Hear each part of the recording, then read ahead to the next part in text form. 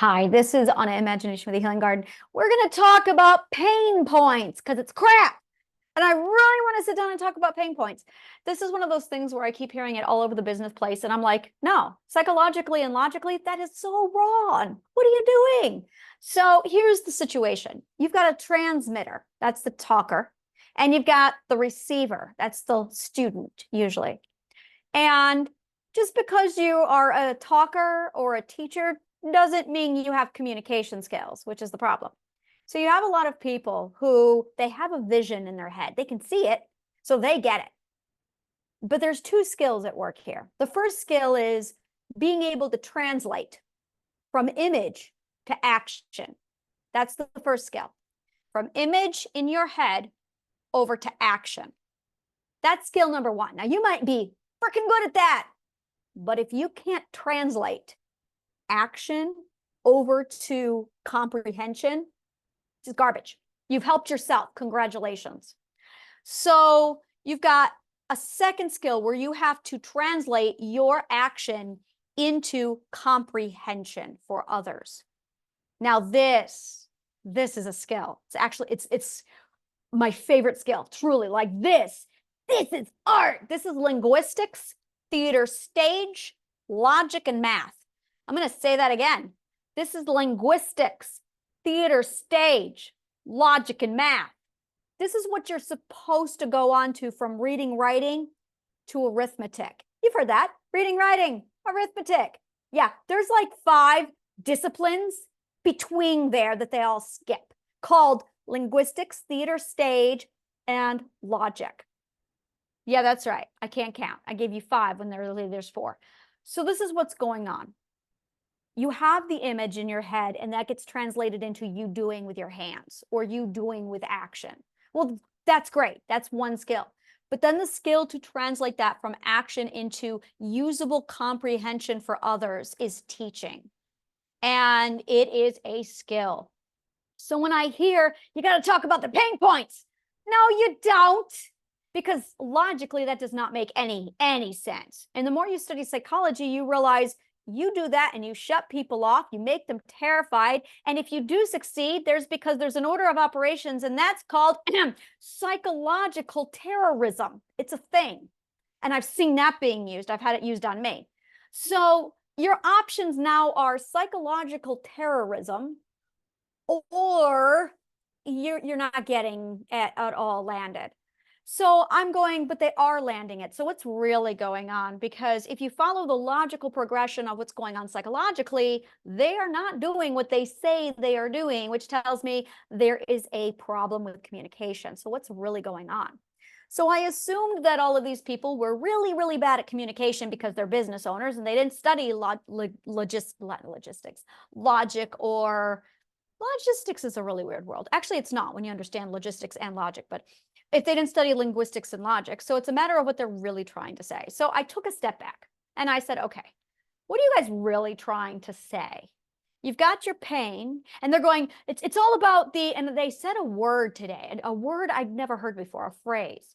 And I went, what does that even mean? And I had to look it up because I've never even heard of this phrase. And it was called, let me see if I can find it. It's definitely a marketing term. And it's, let me see here.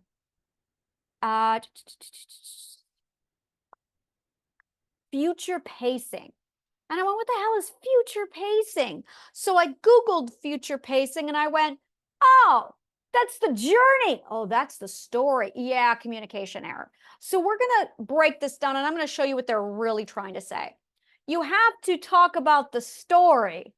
You have to talk about the overcoming of the problem. And you have to talk about the victory. And then the pleasure island. That's what it is. And what they're doing instead when they say you got to talk about pain points to pleasure island, what happens is students will listen to that and then they will copy what they're told. But what they were told is not at all the actual success formula. So then they'll go off and they'll talk about pain, they'll talk about pain, they'll talk about pain, but they're also not psychological terrorists. So they're not getting anywhere. Now, the psychological terrorists figure this out and they go off and do psychological terrorism. We see this in religion, and we see this specifically Christianity, and we see this in Republicans Republican political parties. They practice that all the time. There's documentaries about that. So then flipping this around, when I'm looking at these people going, I don't understand, I'm not doing it, I'm not doing it. Well, you need, and I've seen this, I have been on the receiving end where I'm going, it doesn't make any sense. And I've watched the conversations. I'll be in one of these groups where it's either a poor teacher trying to teach blind leading the blind, trying to teach students. I have seen comments where they're sitting there structuring it, trying to break it and bend it in every which way to just get it right on top, but they don't know how to communicate. So no one's getting anywhere. And then I'll talk to them afterwards and did you understand what they were trying to say? No, and it just isn't working for me. And then they're like, well, maybe it's this. Well, maybe it's this. No, it's you not knowing how to communicate what you're really doing. So this is what's going on. What they're doing is they're selling a story. That's what they're doing. And there are 4 key parts to every story. We learned this in English class in the 9th grade. I don't know if you remember this. This is a while back for a lot of people. So I'm a writer. So this is how I know this shit is I'm a writer. This is like writing 101. And if you ever write anything, this is like the formula. To know this for a writer is to know how to read sheet music for a musician. That's the level. So if you're not a writer, you're not going to know this. So it's not you. You got to be a writer to know it. So it's called the story formula. That's actually what this is. Now, the story formula goes like this. Kurt Vonnegut actually broke this down in some gorgeous formulas back in the 60s, I believe it was, and he came out with 6 or 7 story formulas. So you don't have to like go back and reinvent the wheel, just borrow his formulas. But there's 2 formulas that sell the best. The first one is Cinderella story. Holy fuck yes, you write the Cinderella story and that sells every time. And then the second one is, I can't remember the name of it, but it's Harry Potter.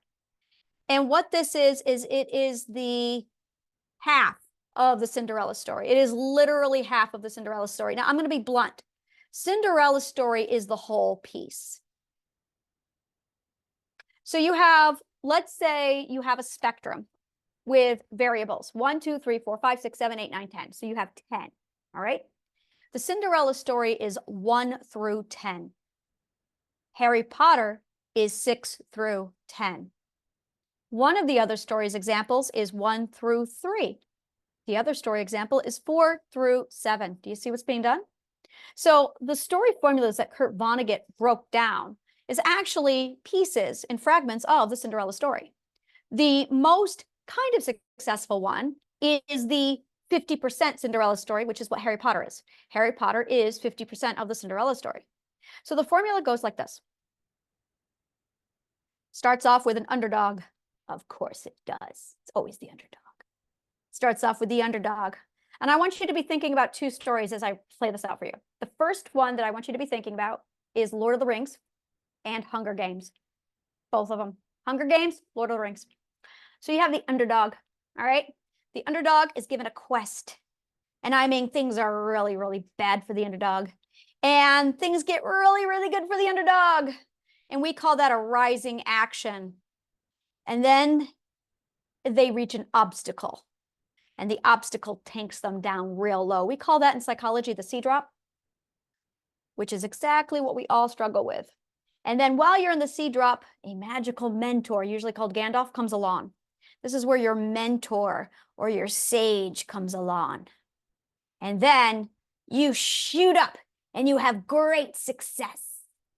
But then your mentor dies. We see this with Yoda. So then your mentor dies and you crash. Now, when you crash lower. You crash lower than you ever were before. And then you rise above again and you are a victor. That is the Cinderella story. There you go. That's the Cinderella story. So we're going to do it again. Underdog, rising action. Things are looking better for you. And then C drop. Things are going really bad for you. And then the mentor shows up and saves the day.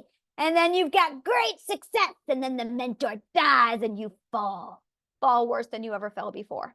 And you rise up anyway. So that's the Cinderella story.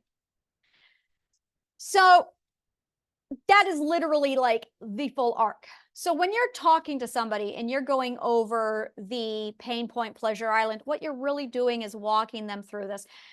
I watched a TED Talk. This is my favorite TED Talk. I have seen this thing probably 80 million times because I've analyzed it. And it's from Pixar, talking about Finding Nemo. It's one of the guys who came around the think tank, and they came up with 5 movie ideas. And one of them, the first one, was Finding Nemo. I think it was right after they came up with Toy Story 1.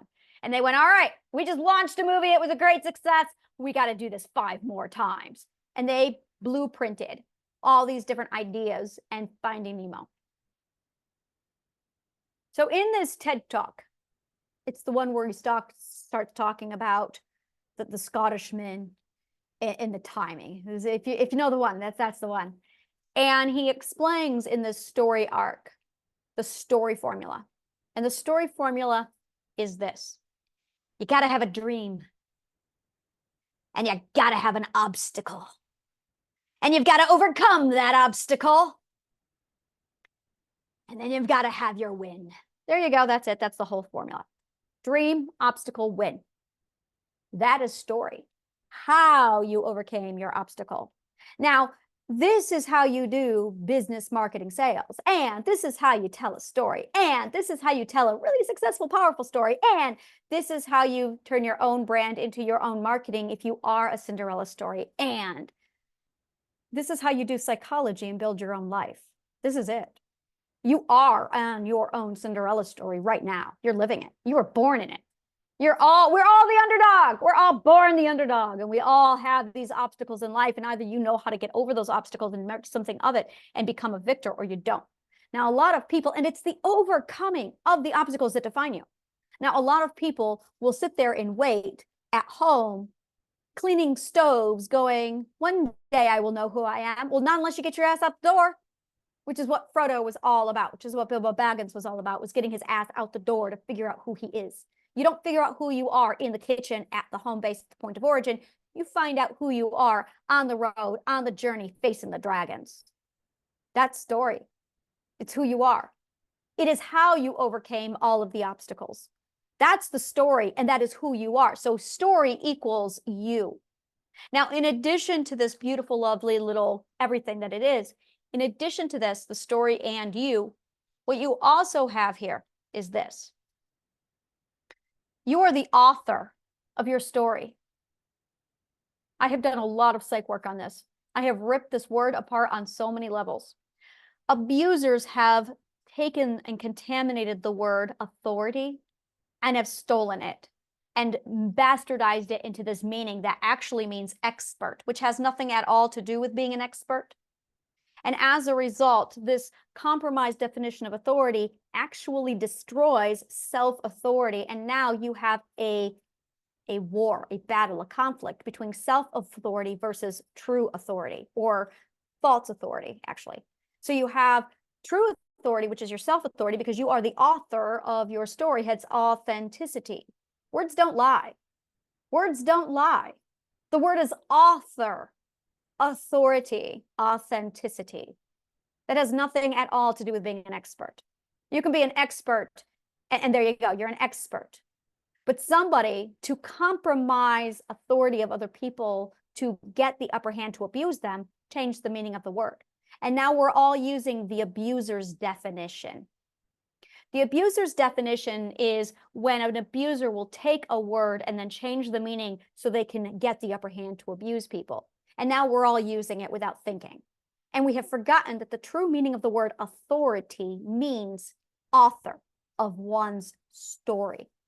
Healing is the reclaiming of your story where you decide to be the author again. So you're writing your own story. That's it. That's healing. When you decide, I'm going to be the author of my own story now. Now, authors know this.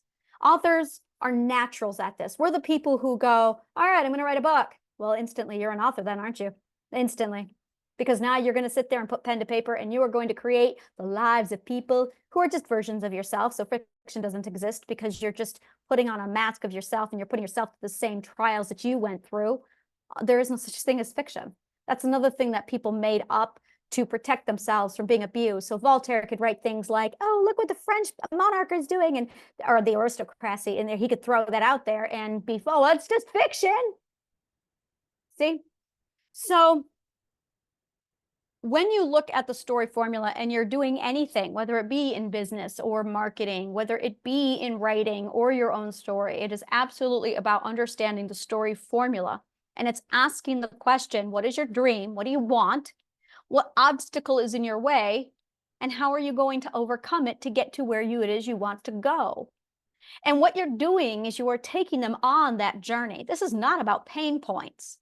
This is not at all about pain points. And every moron who tells you it's about pain points doesn't know how to communicate, which is why there's a problem. It's about story. Oh, it's absolutely about the story formula.